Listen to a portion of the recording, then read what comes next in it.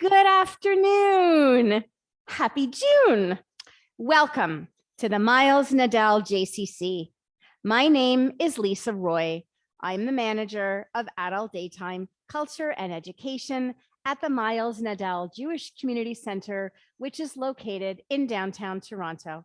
It is wonderful seeing so many familiar faces in our building, and a warm hello to our at-home virtual audience. I would like to extend a special welcome if you are joining us for the first time, and to those of you watching from JCCs across North America. It is my honor to be hosting today's program, The History of the JCC Movement in North America, featuring our special guest speaker, Doron Krakow, President of the JCC Association of North America. This event is being held in commemoration of our JCC's milestone anniversary. Yeah, that's right, you can clap. We are celebrating 70 years at the corner of Spadina and Bloor. We are very grateful to Doron and the JCC Association of North America for making this program possible. A special thank you to Chief Marketing Officer Joanne Harmon and Alexandra Palka for their invaluable assistance. Today's program is supported by a Resilient Communities Fund grant from the Ontario Trillium Foundation. Thank you to my wonderful JCC colleagues, our technical staff, Peter Fellhaber, Jake Rolls, Patrick Lemieux, Ariel Reutman, and Shay Santati, who is here in the room with us today, for their support with this multi-access event. Deanna DiLello, who is hosting our Zoom room, and our dedicated volunteers, Rhoda Sion, Nanette Levine, Mary Pat Moore, Sandra Epstein, and Pauline Farber. A reminder for those of you in the room to please turn your cell phones to vibrate or to off so we do not disturb Doron's presentation. And if you have a question for Doron, either here or in the Zoom room, he will answer them at the end of the lecture. And now, it gives me very great pleasure to introduce our beloved Executive Director of the Miles Nadal JCC, Harriet Witchen. Welcome to one of our 70th anniversary events, commemorating 70 years of actively building community at this corner, Bloor and Spadina. The JCC has been a constant in the lives of so many of you, and we will hear more about that next week as well at our lecture about the history of this JCC. What I'll bet you didn't know is how remarkable it is that there are 170 Jewish community centers across North America, and many more outside of North America, but 170 that our guest Doron represents. And all of them are doing just that, each in their own way, for their own global communities, building community, drawing us together, and helping us find ourselves and one another. It gives me great pleasure to introduce today's great guest speaker. Doron Krakow is President and CEO of JCC Association of North America. As Lisa mentioned, our wonderful Lisa, the largest platform of Jewish engagement on the continent. He brings more than 25 years of experience with national and international organizations, and since joining JCC Association in 2016, Doron has reasserted the agency's place as the convening organization of the JCC movement. He has launched signature JCC programs such as J-Response, which trains JCC professionals to provide assistance and relief to sister JCCs in the aftermath of a crisis. And he is the vice chair of the J-Pro Network Board, an organization that connects, educates, inspires, and empowers professionals working in the Jewish communal sector. Under Doron's leadership, JCC Association is forging new partnerships throughout the Jewish community, deepening its relationship to philanthropy and strengthening the fabric of Jewish life across the United States and Canada. I can also say that Doron is a friend, a very good friend of this JCC, and hosted one of the continental board meetings of the JCC Association right here in this room. Please join me in a very warm JCC welcome for Doron Krakow. Good afternoon. First of all, thank you for coming today. We have, as Harriet mentioned, 170 JCCs across the continent. I'm going to say more about the length and breadth of our movement at the tail end of my remarks. But what I want to tell you at the beginning is that there is no typical JCC. Every one of our 170 Js is a unique reflection of the communities that they serve, of the leaders that have arisen to guide them, and of the people that bring them to life by taking part in them every single day. The Miles Nadal JCC is a flagship for us and a model for others, as much a contributor to the work of the wider movement as it is a beneficiary from whatever it is that we can offer to bring to bear. I want to say something else about the JCC movement. It's not fair to say that I didn't know anything about our history when Harriet made this invitation, but it is fair to say that I learned just enough to be able to stand in front of audiences before who would say, well, so what, how did JCC Association get started? And here's what I would tell them. I would say that back in 1917, when the United States entered the First World War, there was a need to support young Jewish men who were going off to war to fight. And JWB came together to provide for the spiritual needs, to support those young men going off to war with military chaplains who we helped to recruit and to train, with the provision of a pocket-sized Siddur and a pocket-sized Tanakh, a Bible that they could carry with them, that we provided the things that they would need to mark the holidays. And that through our work with the young men going off to war, and when they returned after the end of the Great War, we began working at building Jewish community. That sounds pretty good, right? That's a reasonably credible explanation for how we got started. There's actually some truth to that story. In fact, we were very much in that business, but that's not how we began. We didn't begin with an impetus to going off to war. As a matter of fact, and I'll get back to this in greater detail, the founding of what we then were known as the Jewish Welfare Board in 1917 was the fourth attempt to organize a national and subsequently continental central agency for what we now refer to JCCs. The first three attempts didn't take, and it wasn't until 1917 and the impetus that came from the war that we actually got going. So let's talk about how things got started before that. Across the 19th century, Jews were leaving mostly Europe, Western Europe and Central Europe, and later Eastern Europe in significant numbers, coming to build lives in the New World. And those who were here already, many of German Jewish origin, who were the first to arrive on these shores in significant numbers, wanted to do their part to assist those who were newly arriving to get settled.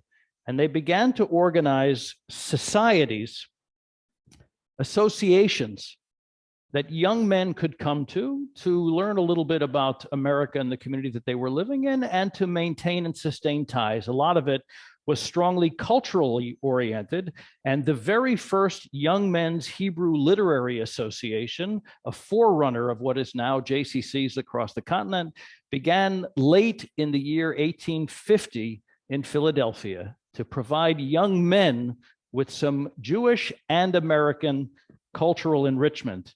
It's notable that the first Young Men's Literary Association, Hebrew Literary Association, came into being a year before the first Young Men's Christian Association. Not that the YMCA movement was entirely modeled on what the Jewish community was doing, but in no small part, the impetus towards creating these kinds of associations around ethnic and religious background was getting underway at precisely the same time. And the first YMCA came into being a full year after the Young Men's Literary Society, Young Men's Hebrew Literary Society of Philadelphia. The first continuously operating JCC began in Baltimore in 1854 with the founding of the Young Men's Hebrew Association, which today again remains a flagship JCC across our system. But as you can see, we've been in this business for going on 170 plus years across Jewish communities from coast to coast. Along the way, we introduced a host of different elements and purposes. There were essay contests, including the one that was won in 1876 in New York by a young Emma Lazarus, who has gone on to great fame as the author of the verse that is written on the pedestal of the Statue of Liberty, "Give us your tired, your poor, your huddled masses," was a recognized winner of an early JCC essay contest. Years later, the Ys became locations where we organized and trained teachers, Hebrew teachers here, as you can see at the YMHA in New York City. And Ys became the locus of efforts to Americanize newly arrived immigrants that were coming to the United States from Europe. The nature of what Americanization means had multiple points of view, as those things probably still do today. But at the time, how do we become good American citizens as new arrivals? And we'll get to Canada in a little while as well. And how do we maintain a connection with and through a Jewish community? And what role does the Jewish community have in Americanizing later, I suppose? Is this a word? Can you say Canadianizing? Does that word is spell check says it's not a word, but it was like an American spell check for sure. I don't know if you use that term, Canadianization, but if not, we've coined it today. Make a note. It's part of the history of the JCC movement now. Also important to recognize that the population of Jews was growing rapidly from 50,000 in 1848, the middle part of the 19th century, to 400,000 by the late 1880s. By 1910, there were more than 2 million. So we're talking about a rapid and dramatic growth. And as a percentage of the Jewish community, from an infinitesimal one to, around 1910, a little over 2%, which is not wildly different from the percentage in the American population now. And again, I'm going to come back to the Canadian numbers a little bit further on.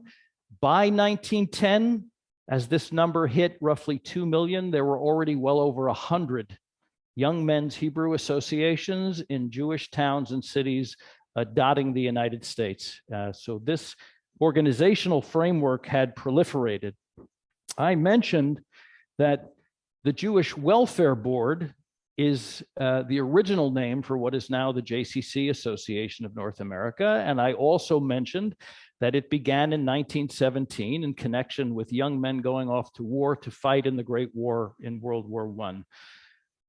However, thanks to the impetus that I got from Lisa and from Harriet to do a little bit more homework before I go rushing around with sound bites about our history, I can now tell you that it was perfectly reasonable for the YMHA movement to be the place that recruited young men for service in the United States military, because we had been in the young men business for more than 60 years already. When American Jewish leadership embraced the responsibility for doing our part as a community in the service of our country in the time of war, the most natural place to go to find those young men were the place where they had been gathered already decade after decade, and where the new arrivals continued to come. And so it was that the great leadership of the American Jewish community turned to the YMHAs as the obvious location for finding, engaging, recruiting, and subsequently supporting these young men. In addition, because we talk a lot about JCCs being platforms for collaboration and partnership in the Jewish community, at a time of war, other elements in the Jewish community understood that they needed to lend a hand. And to tell you that JWB was the leading entity in a coalition of evolving organizations across the American Jewish landscape, which included at that time the Union of American Hebrew Congregations, which was the largest umbrella organization for synagogues in the United States at the time. More than half of all synagogues in America were part of the union. The Central Conference of American Rabbis, which came out of the Union of American Hebrew Congregations, the Union of Orthodox Congregations, B'nai B'rith, a number of very familiar names here, and the National Council of Jewish Women, all came together in support of this effort to recruit young men to do their part on behalf of the Jewish community as Americans in a time of war, with the purpose of creating a single, all-embracing agency for unified Jewish effort in connection with the welfare work among military personnel. This was the first combined Jewish entity that was committed to the broad-based coordination and interests of the wider Jewish community, not sectoral interests, not specifically religious interests, but the interests of an American Jewish community. And JWB, the Jewish Welfare Board, was formally acknowledged by the United States Secretary of War, and it was the formal address for the Department of Defense at the time in engaging the Jewish community, both with regard to recruitment of young men, but also to ensuring that the needs of Jewish young men were going to be served. Once the war was over, and so many of these young men returned, attention resumed to focus on what was happening at the YMHAs themselves. A host of attempts had been made to organize what these enterprises were going to be and what would a national organization look like that would represent the Ys. Looking back from where we are today, and we're joined by our friend, the CFO of UJ Federation of Toronto, we think about what the organized Jewish community is like and what the central organizations and agencies are, and it seems like they've always been that way, that must have been the reason that they had been created. But back in the early days of the formation of the architecture of Jewish life, there were some questions as to which entity would bear broad responsibility for the issues that were confronting the Jewish community, local communities, the national community, and the international Jewish community. And so a host of different national agencies had been created. The Board of Delegates of American Israelites was formed in 1859. The Union for American Hebrew Congregations, I had mentioned previously, was established in 1873. In 1878, the Board of Delegates of American Israelites merged with the Union of American Hebrew Congregations at a time, I think I mentioned, where the disproportionate majority of synagogues were already represented by the Union.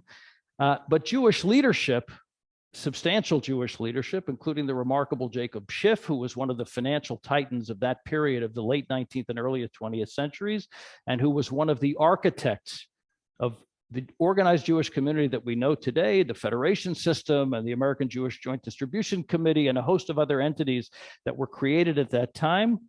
Schiff said back in 1884 that the YMHAs, the Young Men's Hebrew Associations, are better missionaries than 9/10 of the congregations of the synagogues that dotted the American landscape. Why should they therefore not have a voice when congregations of smaller numbers are represented in the Union? This is before the establishment of a central agency for JCCs, what we now call JCCs. Synagogues were seen as the agencies, and Schiff was making a very important point that the synagogues themselves were often small and not representative of the community, but the early JCCs, much as the JCCs are today, were broad-based and far more inclusive, and he was making the case that the national agency of JCCs should be the central agency of Jewish life. In addition, the evolving Jewish community of that time was confronting a host of different challenges, and every single YMHA were dealing with issues that are probably going to sound vaguely familiar to the issues that YMHAs and JCCs are still dealing with today. Already by 1875, they were engaging in legislative questions about the provision for membership for people from outside the Jewish community. Already in 1880, they were engaging in questions about the role and place of women in the JCC or YMHA community. 1888 saw the inauguration of the first women auxiliaries of Young Men's Hebrew Associations. And not long thereafter, many of the JCCs got involved in evolving the settlement work for newly arriving immigrants. Settlement houses were not a specifically Jewish enterprise, but rather were organized in communities across the country, sometimes municipally and sometimes with the support of funders and philanthropists. A typical settlement house was founded and run by women, typically in industrial centers or industrial cities across the landscape. And settlement houses offered social, educational, and welfare services to migrants and impoverished local members of the community, and almost in every instance provided housing, a flop house or a temporary location for people to stay until they were more on their feet. Jewish settlement houses, which sprang up around the broader settlement house efforts, were different. in the following regards. First of all, they began in New York and in Philadelphia. They almost never had residential capability. People were not intended to live there. They were seen as institutions, but not expanded homes. They were founded and supported entirely by the local Jewish community. And they saw it as a mission to Americanize either new arrivals or those that were hanging on to the lowest rungs of the community ladder. Their focus was educational rather than social service, and it was outward facing rather than housing and inward facing. In addition to being called Young Men's Hebrew Associations and Young Men's Literary Societies, there were other names that popped up in different communities, names like Jewish Educational Alliance, the Hebrew Institute, the Jewish Educational Institute. In some cases, JCCs today in 2023 retain the names that they took in the late 1800s. In Jacksonville, Florida, for example, we have a Jewish Educational Alliance that has retained a name that it has carried long before most had switched to become either Young Men's Hebrew Associations, much less further down the road, JCCs.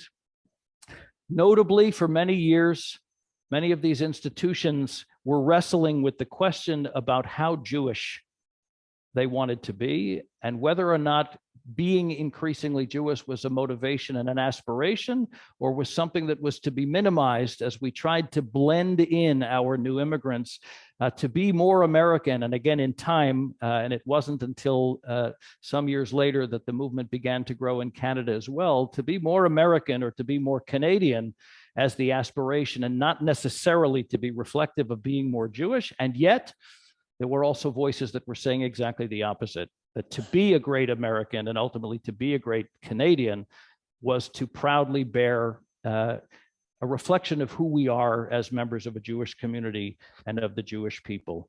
The first independent YMHA, a Young Women's Hebrew Association, was founded in 1902 in New York City. Bella Unterberg, pictured here, became the executive director.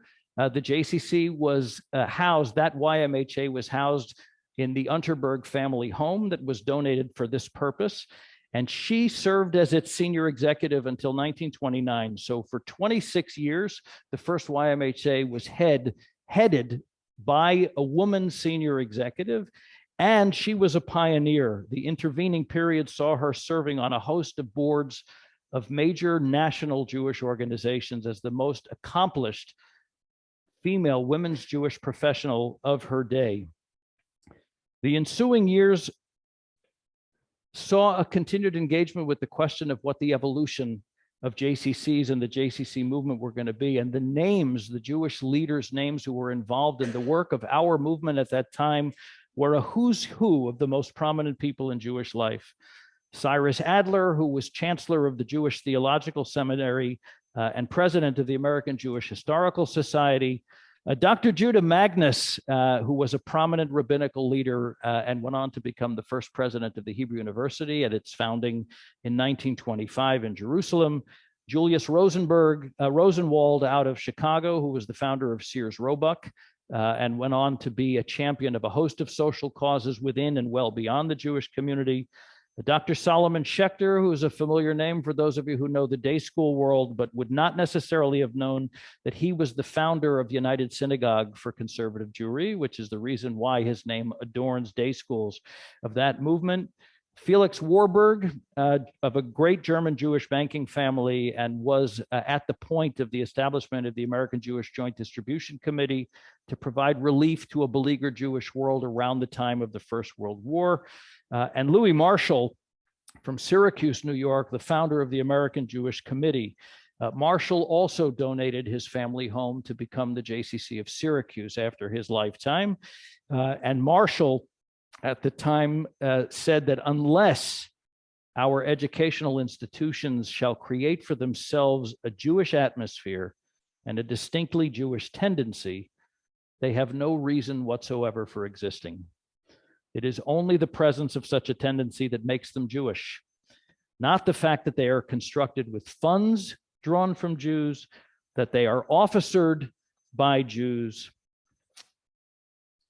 or that Jews alone support them, or that Jews alone are their beneficiaries. Rather, there has to be a fundamental Jewish character to validate the express purpose for which that they were created. And his was an incredibly powerful voice.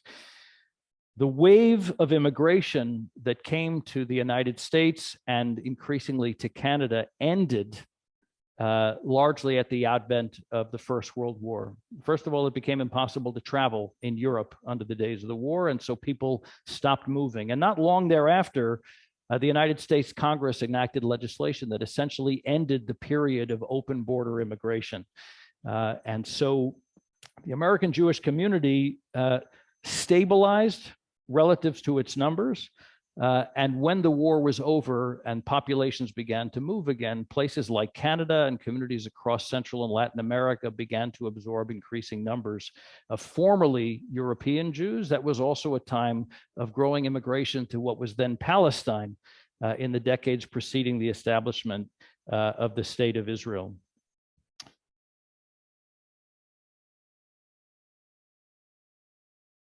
So once again, we come back to the subject of the United States entry into the war and the role of JWB, the central agency for the JCC movement. At the beginnings of this period, another great Jewish leader, Judge Irving Lehman, and if you know the name Lehman, you may know it from Lehman Brothers, which was one of the giants of Wall Street for the better part of the 20th century. You may also know that Irving Lehman's brother, Herbert Lehman, was governor of New York, one of the most prominent political leaders. Lehman said in 1920, with the end of the war in sight, that the Jewish Welfare Board must continue in existence primarily to serve the men in the United States Army and Navy, but also to serve the country in peace as well as in war, and that it could best meet its responsibility to servicemen, ex-servicemen, and the community at large by assuming the added function of serving and promoting the Jewish Center movement. Now, the term by which we identify ourselves in most communities today, a Jewish community center, was already in use in the first 2 decades of the 20th century, not as the proper noun to which it became, but as a conceptual indication of who we were, Gesundheit, and who we aspire to be as the center of the Jewish community. In 1921, an entity that had been born in the preceding years, the Young Men's Hebrew and Community Alliance, would merge into JWB, and we would formally and permanently combine the responsibility for supporting Jewish men and today women who serve in the armed forces, and to be the central hub of the network of local Ys and YMHAs, with a mission established formally and legislated by the new combined entity in 1921 to promote the religious, intellectual, physical, and social well-being and development of Jewish young men and women, and to that end to stimulate the organization in the several states and territories subject to the jurisdiction of the United States and in the Dominion of Canada, of Jewish centers, Young Men's Hebrew Associations, Young Women's Hebrew Associations, and other kindred societies, to assist, advise, and encourage such societies' already existence and when being formed, to further the correlation of their activities and the mutual interchange of the advantages which they afford to cooperate with other organizations for the development of Judaism and good citizenship. That's a lot of words. I'll leave them up there in case you want to read them, but the framers, the founders of what became the central agency of our movement in Canada and the United States from already more than a century ago, established both a need to support those who had devoted a portion of their lives to war, to the defense of our nation, and the responsibility to engage and embrace the diverse collection of entities serving local communities to become an engine for galvanizing their work together and for evolving the nature of the impact that they were going to have within and across one another. And they were wrestling with many of the same questions that we wrestle with today about the balance between what we do that is focused inward on the community and what we do that is focused through our work as a community to the wider geographies that we serve. And they were focused very strongly on the question of, do we go it alone, or are we by definition compelled to work in partnership and alliance with others doing related work in and through the Jewish community. And the numbers again give rise to this idea that Jewish organizational life, the apparatus and infrastructure of Jewish life, was proliferating in these years. Those men that I identified on that prior slide, who were the most important and prominent voices in the Jewish communal world as lay leaders and philanthropists, the power brokers of Jewish life, had been wrestling with what it was going to look like to create one or more central agencies of the organized Jewish community. And I think it's important to pause and say that over the period of about 20 years, there was a very real question about whether the central agency for the YMHA movement, what we would now call the Jewish Community Center movement, was going to be the preeminent entity responsible for the broad-based issues that confronted the Jewish community and the Jewish people in the United States and later in Canada. Again, we know now about the creation of the federation system. We know now about the advent of B'nai B'rith, about the American Jewish Committee, about the huge range of central agencies and societies that have evolved over time. But the question of who was going to bear central responsibility at the time was an open debate. And the most prominent names in the Jewish world had indicated very strongly that it may be that it will be necessary for JCCs, because of the diverse way in which they had gathered people together, to be that central address.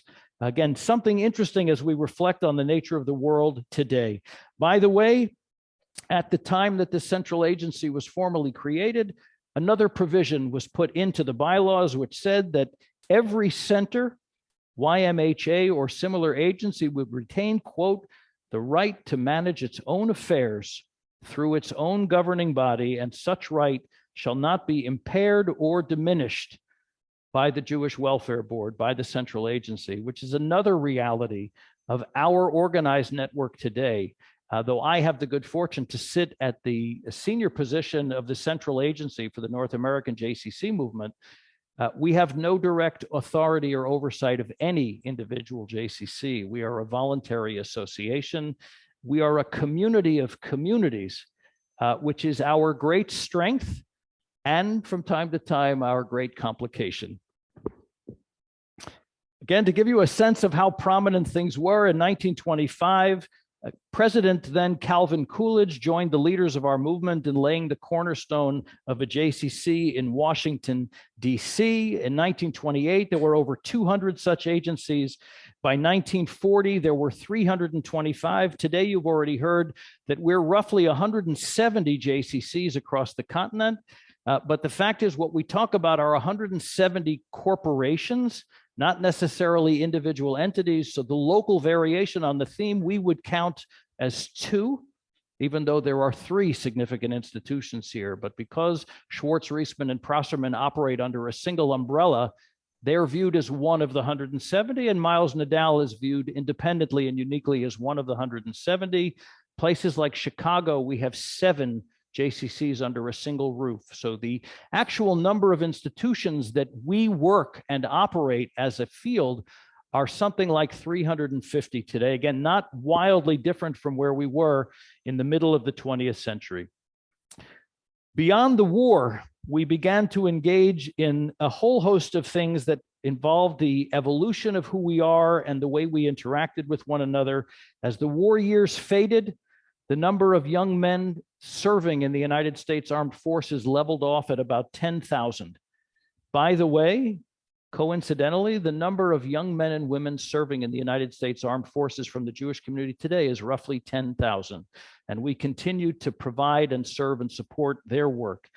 In addition, an altogether different institution was being born and evolved, what we now refer to as the Jewish Community Center. Again, not the proper noun version, but capital J, small c, the center of the Jewish community, embracing all elements in the community, young and older, rich and poor, immigrants and longstanding veterans of the community, committed to serving their comprehensive needs, religious, cultural, social, and recreational. The remarkable Mordechai Kaplan, who was also a leader in mainstream rabbinic Judaism, but is largely renowned now for having gone on to have founded the Reconstructionist movement in the Jewish community, wrote a remarkable book called Judaism as Civilization. And in it, many would describe the vision that he had as a blueprint for the work of Jewish community centers. He believed that for Jews to thrive in modern times, especially then in the United States, it was necessary for them to reconstruct their lives on the cultural foundation of a historic peoplehood, less on a religious basis, but an understanding that our religious traditions were an outgrowth of the national basis of the Jewish people, that Judaism was not simply religion, but civilization in which religion has a part to play, but is not the entirety of the story. If you find yourself with nothing to do and 30 or 40 hours of time on your hands, you should grab the book by Mordechai Kaplan, Judaism as Civilization. It literally is a blueprint for the work of our field all these decades later. Other elements that continue to develop that look very familiar to us today: the first summer camp was established in 1932, was a day camp. In 1935, the JCC movement organized the American team to take part in the first international Maccabiyah. This was the Jewish People's Olympic Games, which still to this day takes place every 4 years, hosted in Israel. It is, after the Olympics themselves, the largest international athletic competition in the world. But you'll note the timing in the middle of the 1930s, on the cusp of the Berlin Olympics, in which Jews were not welcome, celebrated, or able to make easy participation. The games were formed, and it was our movement that organized the first American delegation. Not long thereafter, we went on to lead the fight against the United States participation in the Berlin Olympics as a protest against the growing Nazi regime of Adolf Hitler. Of course, when the Second World War began, JWB was primed and ready to serve once again as the central point for engaging Jewish young men in the need for recruiting and proceeding into the war, and everything related to the war as a result of the infrastructure we had already built. So over the course of the war, in addition to the continuing work that we did, we became a founding partner in the USO, which sent mainstream entertainment figures to provide distraction to the troops in between their times in battle. By the end of the war in 1945, JWB and its emissaries, the chaplains we had recruited and the young men that we supported, could be found in 5 continents, in 588 communities around the world, 203 USO operations with which we had been directly engaged. There were over 300 Jewish chaplains serving in active duty military service in the armed forces. And I think those of us who have been mindful of the history of the 20th century, that at the end of the war, the surviving remnant of the Jewish people were found in displaced persons camps all across Europe. It was those Jewish military chaplains that were the first spiritual leaders on the scene, able to offer some sustenance as we began to imagine how to recover from the worst calamity in our history. Yes, ma'am.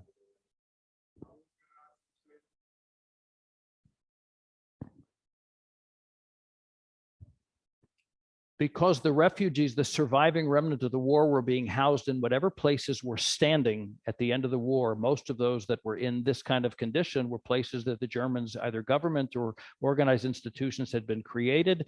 The people needed immediate relief. So before they had a chance to redecorate, they simply brought what was necessary to begin to serve the resumption of Jewish engagement for a devastated survivor population. It's an offsetting, it's an off-putting picture. I agree. But this was the reality of the period. It's very scary and informative of the period that followed and who we needed to become in the aftermath of what we've seen. You know, I think for a lot of us today, and you'll forgive me for digressing for a minute, we're far enough removed from the horrific events of the middle of the 20th century that it becomes less tangible to a lot of members of our community, certainly a growing number of younger members of our community. We are imagining a day not too far in the future where first-person accounts are going to be difficult, if not impossible, to come by. Those who survived, those who served, those who witnessed, which creates a whole different level of responsibility on the continuing leadership of the Jewish community to assure that the memories of what happened, which were so formative to the Jewish world that we live in today, remain an important part of how it is that we view our place in the world and our responsibilities to safeguarding our future. I think it's going to be a growing challenge for all of us that are in educational leadership or communal leadership or organizational leadership. And I'm very glad that you asked us to pause. I will say that not long after the war, in addition to YMHAs in the United States and in Canada, there were a growing number of Jewish centers that began to return to the world in Europe and elsewhere around the world.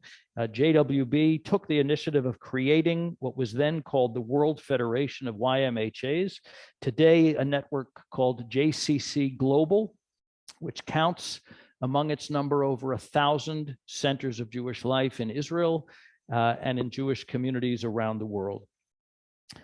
As the decades unfolded, we faced, as we do today, a host of continuing challenges and questions. The first book that was written on the history of the JCC movement was published in 1948. And the quote that I lifted from that book, thank you, Harriet, I didn't have anything better to do with about 30 hours of my time but to read that book, which was fascinating. The quote that I lifted was that when it came to purpose with regard to its Jewish intent, quote, confusion reigned supreme. 1948. 1954, the second book to be published about our work was published by the National Association of Jewish Center Workers, the first organized professional society of the JCC world. 1964, the remarkable Florence Heller was elected president of JWB. She was not just the first leader, lay leader of the JCC movement, woman lay leader of the JCC movement. She was the first female lay leader in the organized Jewish world at a national or continental level, a pioneer. In the ensuing years, it was the JCC movement that became significantly engaged in providing support, relief, and education as Israel fought the wars for its survival in 1967. And in 1973, we were formative players in turning people out to support Jews who were languishing in what was then the Soviet Union in the advent years, the early years of the Soviet Jewry movement. I didn't bring his picture today. In 1970, the extraordinary Morton Mandel of Cleveland, of recent blessed memory, who died at 98 just before the advent of COVID, began his service as a member of the board of JCC Association, a role he served for more than 65 years as a continental leader of the JCC movement. That happened. He joined our board in 1970. In the 1970s, Israel sent emissaries to the United States and Canada to visit and learn about the JCC movement and the JCC network, upon which its own model of community centers would be based. Today, the hundreds of matnasim, local community centers in Israel, were built in the image of the YMHAs and JCCs of Canada and the United States. The operating design has evolved. They are government funded by and large. The people who work for them are employed by the local municipalities, but the essential mission of contributing to the strengthening of Jewish community in the towns, villages, and cities in which they serve is akin to the work that we do, because it was we to whom they looked for a model for their work. In 1982, the JCC Maccabi Games were born. I mentioned the Maccabiyah, which is the International Jewish Olympic Games. Beginning in 1982, we began an annual summer Jewish Olympic game for teens from across our movement. The first set of games with a handful of dozens of teens was organized in Memphis, Tennessee. We recently celebrated the 40th anniversary this summer in Fort Lauderdale, Florida, and for the second time in our history, in celebration of the 75th anniversary of the State of Israel, with 1,000 young people who are coming to Israel to celebrate the games. We'll have nearly 3,000 young athletes, and with staff, coaches, host families, and cheerleaders from the community, not the pom-pom style, but those who are cheering on these remarkable young people. It will be one of the largest single collections of Jewish youth gathering in North America, and an extraordinary gateway for the engagement of Jewish life. We were just talking before the program started about sports as a gateway to Jewish community. One of the telling statistics of our work in the JCC Maccabi Games is that more than 60% of the kids who participate for the first time as teen athletes were previously uninvolved in Jewish life and Jewish community. The overwhelming majority of them begin a connection with their peers and their communities and their JCCs as a result of their participation in the games, which they do for as long as they reasonably can. In 1990, let's see where we are here. JWB, as an official name for our movement, was dropped in favor of the JCC Association of North America, the name by which we go today. And in the years that followed, some of the most prominent names in today's philanthropic and Jewish leadership community began to associate themselves with their local JCCs.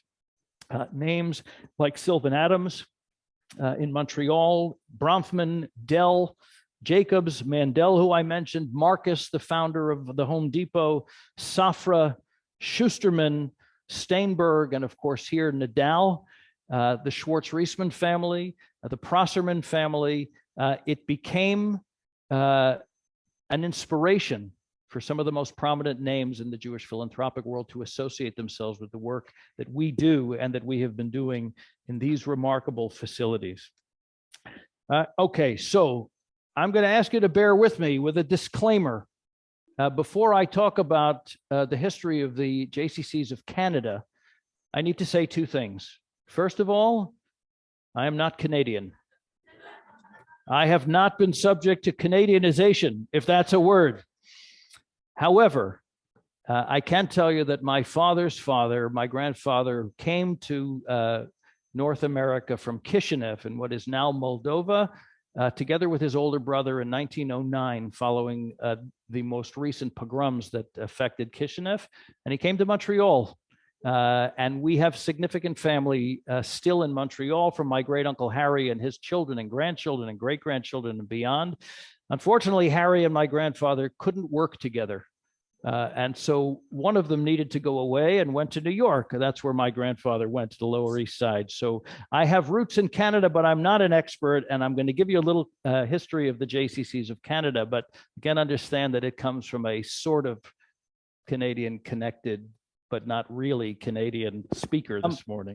So let me tell you a few things that I learned along the way about the JCC movement in Canada. The first documented club, which was called the Young Men's Hebrew Athletic Club here in Canada, was founded in 1901. In 1919, several athletic and social groups formed an umbrella, which became known then as the Hebrew Association of Young Men's and Young Women's Clubs, the precursor to the Canadian branch of the YMYWHA movement. And I think it's also important here to talk about briefly the growth of the Canadian Jewish community. So I showed you the same two slides reflecting the American data as I will show you here in terms of the percentage of Jews here in Canada, which were negligible for a very long time. There was some significant growth between 1900 and 1910, by which time about 1.4% of the Canadian population came from the Jewish community. But you get an idea of how it grew, what the periods of growth were, significant influx in this country as it became more and more difficult to enter the United States, and people were looking for other places to go to begin new lives in the new world. And you'll also see that the numbers have more or less leveled out, that we talk about approximately 400,000 Jews in Canada, the biggest proportion of them here in Toronto. I think the number I'm looking for clarification, about 200,000 in Toronto, and a stable 200,000, which is very impressive, something like 70,000 in Montreal, and the rest scattered across Canadian cities in the center and western part of the country. The first JCC in Toronto, established in 1930, here we are, Augmenting Jewish life in Toronto through fitness, educational, cultural, and community-based programming. In the years that followed, the Canadian JCC movement expanded to Montreal, to Winnipeg, and Vancouver. In 1943, the National Council of YM and YWHAs of Canada was established. In 1953 was the dedication of what became known as the Bloor Street Y, which is a forerunner of the Miles Nadal JCC. 1961, the Bathurst Jewish Community Center was built. Until not too long ago, the largest and most historic continuing branch of the JCCs, recently renewed as the Prosserman JCC at a dedication not so very long ago that I was also privileged to take part in, as this community continues to build, invest, and expand. In 2000, the JCCs of Canada became the name of the central agency here north of the border. In 2003, the Bloor JCC became known as the Miles Nadal JCC.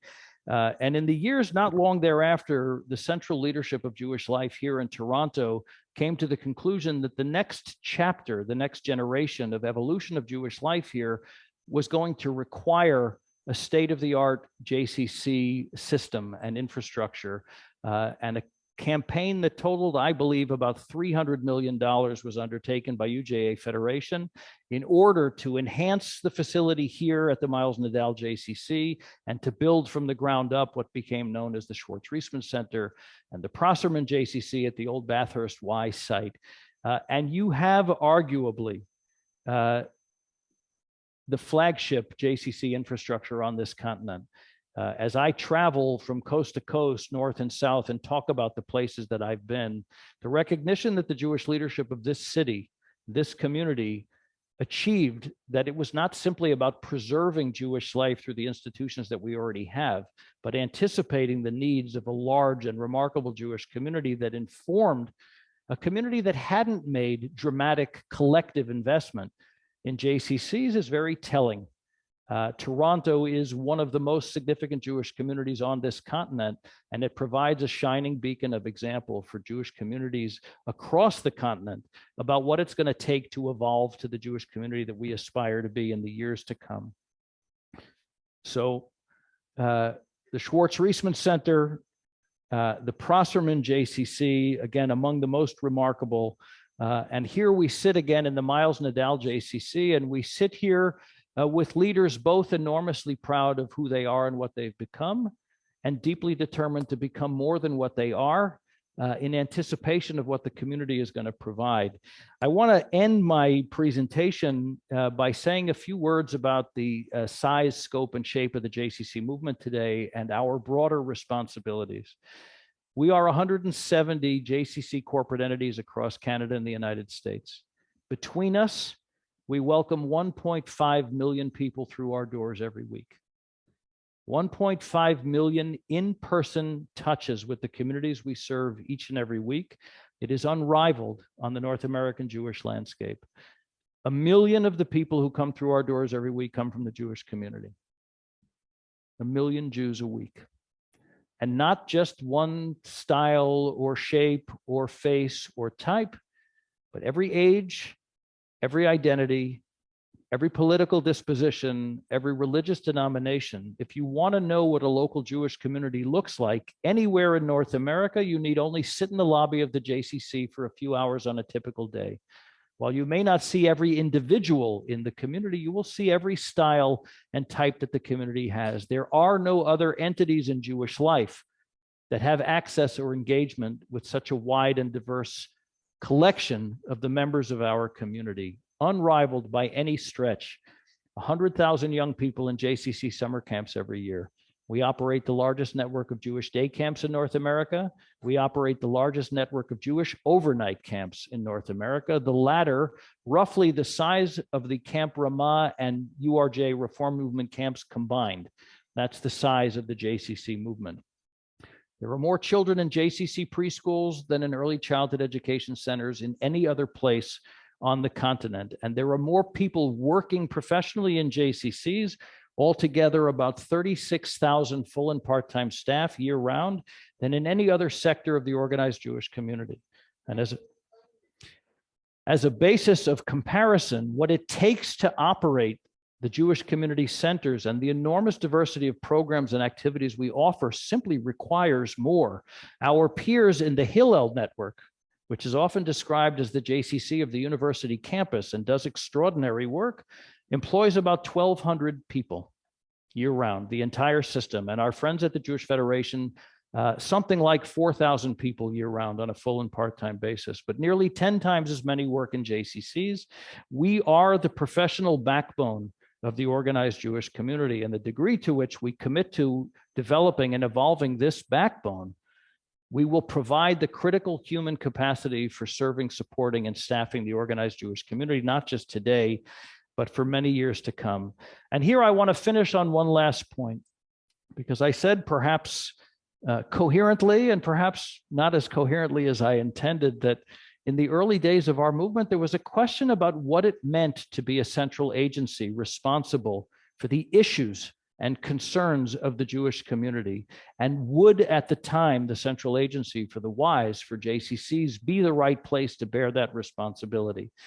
In the century or so since then, we've built an extraordinary infrastructure of Jewish life. But as we enter now this third decade of the 21st century, we are living at a time of unrivaled achievement by this Jewish diaspora in Canada and the United States. We are living at a time of extraordinary good fortune, the first generations to be born into a world that has Jewish sovereignty and Jewish self-determination with an independent state of Israel. And yet we are scuffling in the face of our prosperity. And the level of participation in organized Jewish life has declined considerably in recent years. Outside of Orthodox congregations, participation in synagogue life is down 80% in the last generation. In the world of Jewish federations, while the campaigns continue to go up, thank goodness, the number of people who contribute to them continues to go down, off by about 70% from the number of individual contributors of a generation ago.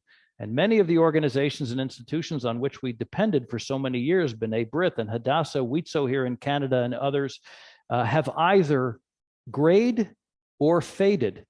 Even our youth movements have diminished in size. The Zionist youth movements and the synagogue youth movements are smaller than they've been. The only entity in the organized Jewish community that sees and touches as many members of our community as it ever has, and in some instances more than we ever have, are JCCs. Those million Jewish touches a week are unrivaled. And if, therefore, there was a time in which it was reasonable for JCCs to say, we have a complementary role to play in Jewish life. If everybody does their part and we do ours, we'll have a robust and vibrant Jewish community. It's no longer sufficient to say that today.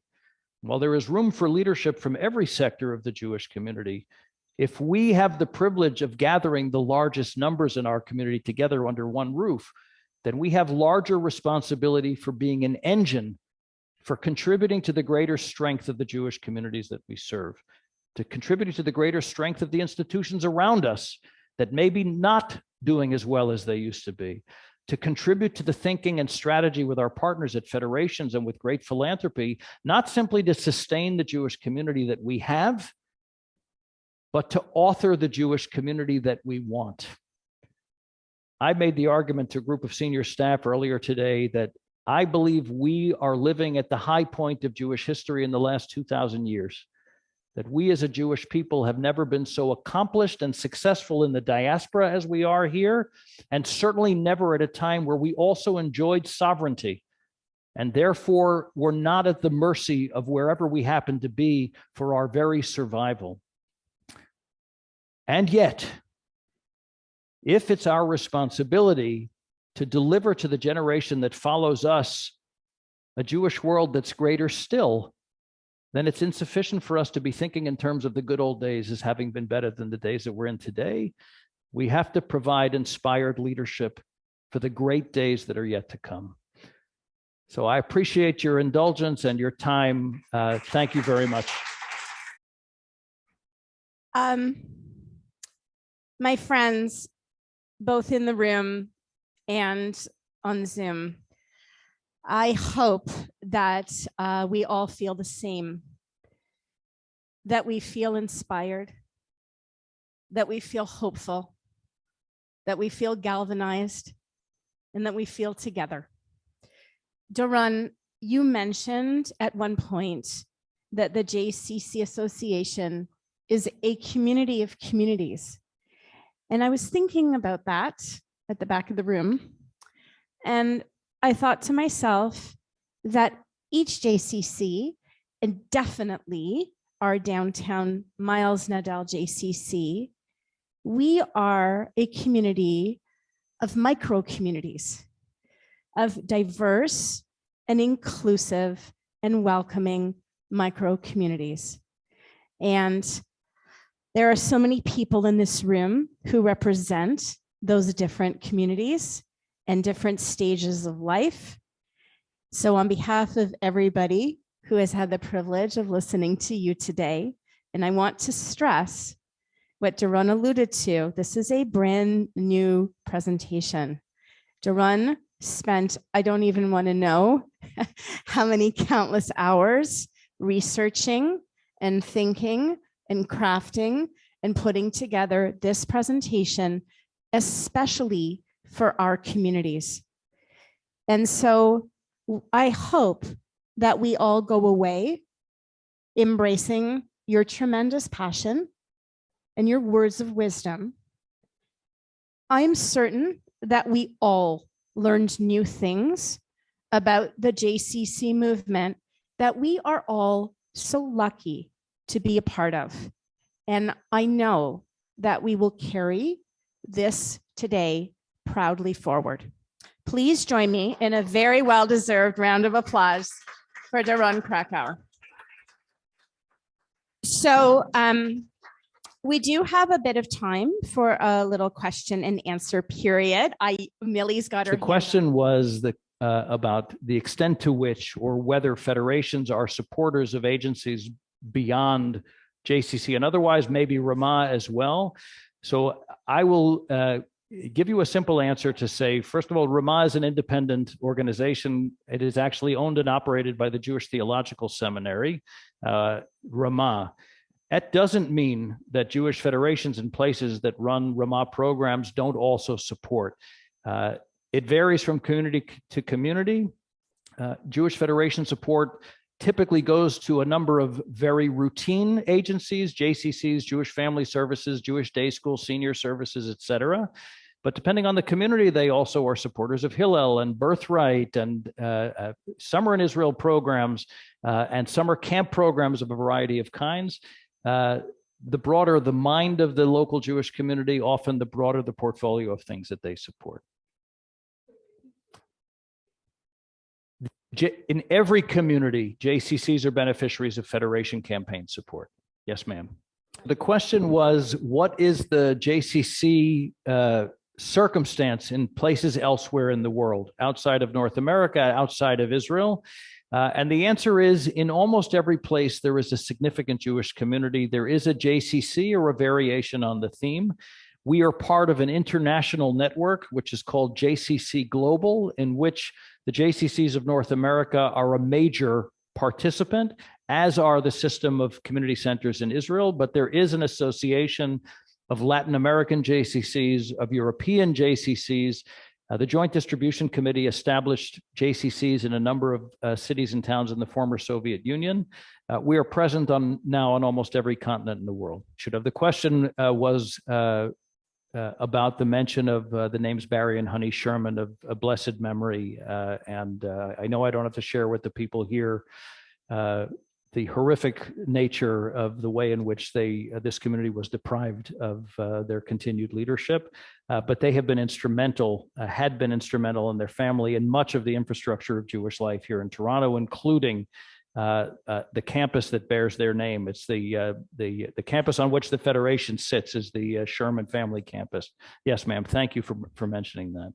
Great. So I'm going to see if I can capture the essence of your question for those that are viewing us remotely and for the people in the room who may not have heard it. The question really was, what is the business model of JCCs, of this JCC? And where are we relative to the level of support, perhaps at this JCC as there are in others? So first of all, it's a wonderful question. And let me paint the picture a little bit more broadly for everybody. Our movement on an annual basis is about a $1.6 billion business. The 170 JCCs across Canada and the United States, about 1.6 billion US per year. That's roughly the number.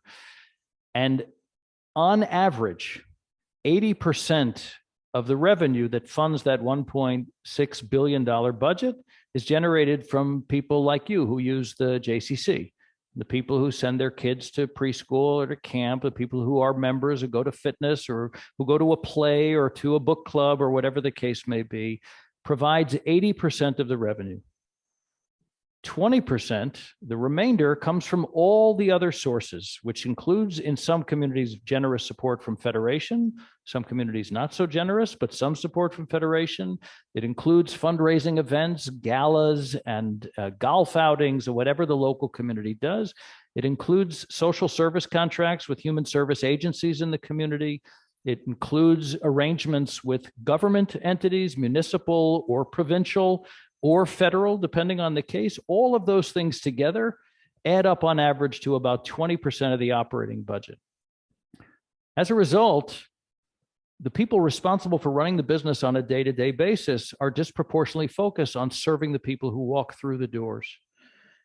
And as a field in a community that is so remarkably supported by philanthropy through Federation and otherwise, JCCs receive one of the smallest percentages of philanthropic support of major entities in the community because they're so self-sufficient, which is a great source of pride and a complication. And the complication comes in the following way. We understand that we have as some of our responsibility being an engine for and an author of the next chapter in the history of the Jewish community and the communities that we serve. But very few people who are paying customers of the J walk in and say that that's what they'd like. Hi, I'm a member of the J. I'm here. I'd like you to have a new chapter of Jewish life in downtown Toronto. Rather, they say, I need a clean towel, or I'd like to know where the book program is going to be, or why isn't the elevator working? And by the way, those are very perfectly reasonable concerns. But as a result, the levers that drive a JCC to be an engine for something greater have to come from someplace else. We are not nearly the beneficiaries of Jewish philanthropy that we are worthy of becoming.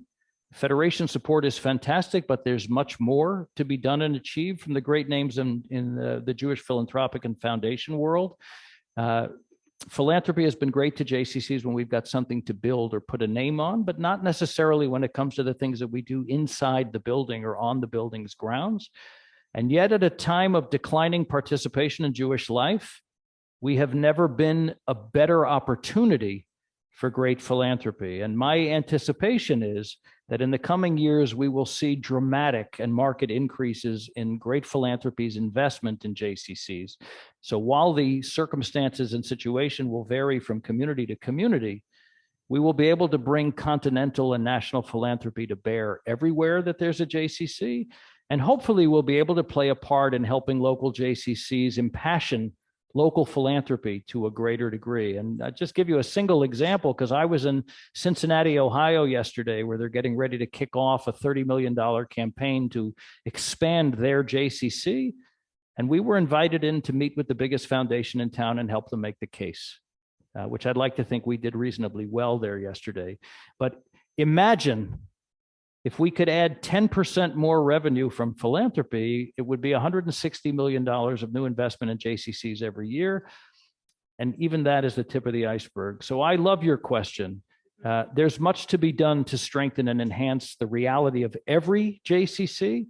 And they are not evenly invested in across the field, but none of them are not the single best opportunity the local Jewish community has to become more than what it is. Perfect. Perfect words to conclude. Perfect.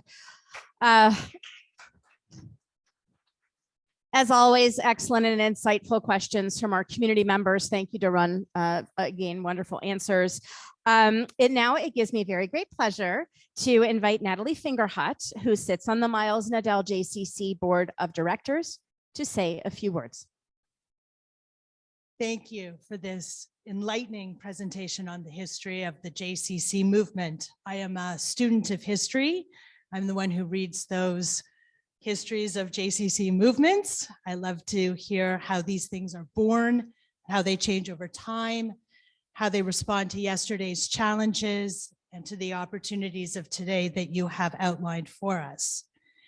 Speaking of personal history, I've been active at the JCC for about 19 years, ever since my son was asked to leave the University of Toronto swimming lessons for excessive screaming in their pool. And we brought him here. Of course, we brought him here, where Naomi Kramer, who is now in charge of operations, taught him how to swim. Both my kids are alums of the EC program and of the Paul Penna Downtown Jewish Day School. My family considers this building to be its second home. It has been a privilege for me to participate in the recent past of this organization as a member of our board of directors, watching areas like our ECE blossom, our leadership on accessibility and inclusion, the conversations at the board meeting, moving from a focus on our fitness center to pandemic recovery, and now with an eager eye to our future. I often refer to this place as the world's greatest J. Why? Because we walk our talk. When we say we are going to be more inclusive, we are more inclusive. When we say we are going to have top-notch adult programming like today, we hire people like Lisa Roy to make that happen. I have been involved in many other organizations and not-for-profits in my lifetime, and I have to tell you honestly that this J lives our values: education, community, culture, respect for your body, loving kindness, and compassion. And that is something we can be proud of, and it's something that we must always, always do. On behalf of our board of directors, thank you again, Doron, Lisa, our executive director, Harriet Witchen, for today's event as part of our 70th anniversary. I know that under your leaderships, we are going to continue to go from strength to strength and from generation to generation. Thank you.